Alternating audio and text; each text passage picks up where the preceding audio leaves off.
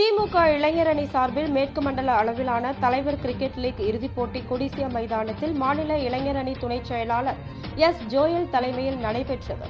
கோவை மாநகர் கிழக்கு மாவட்ட திமுக பொறுப்பாளரும் முன்னாள் சட்டமன்ற உறுப்பினருமான நா. கார்த்திக் அவர்கள் டாஸ் போட்டு கிரிக்கெட் போட்டியினை துவக்கி வைத்தார்.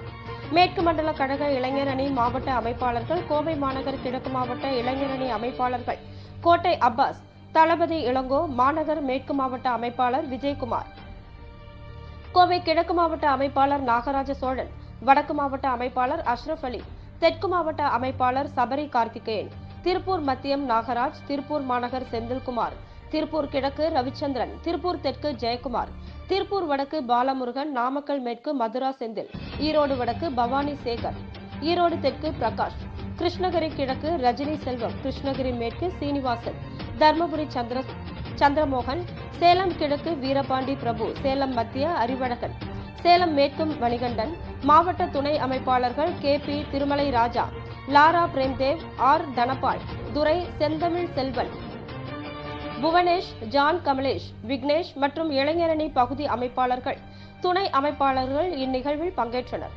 இறுதிப் போட்டியில் வெற்றி பெறும் அணிக்கு மாண்புமிகு மின்சாரம், மதுவிலக்கு மற்றும் ஆயத்தீர்வைத்துறை அமைச்சர் வி. செந்தில் பாலாஜி அவர்கள் பரிசுகள் வழங்க உள்ளார். இந்த நிகழ்வில் கோவை மாநகர் மேற்கு மாவட்டம் வடவள்ளி பகுதி கழக பொறுப்பாளர் வ. ம. சண்முகசுந்தரம், மாநகர் கிழக்கு மாவட்ட பொறுப்புக்குழு உறுப்பினர் டவுன் பா. ஆனந்த், 37வது வட்டக்கழக பொறுப்பாளர் ஏ.எஸ். நடராஜ், மாவட்ட கழக நிர்வாகிகள், தலைமை கழக நிர்வாகிகள், பகுதி வட்டக்கழக நிர்வாகிகள், மாவட்ட அணிகளின் அமைப்பாளர்கள், துணை அமைப்பாளர்கள், கழக நிர்வாகிகள், கழக உடன்பிறப்புகள் மற்றும் பலர் கலந்து கொண்டனர்.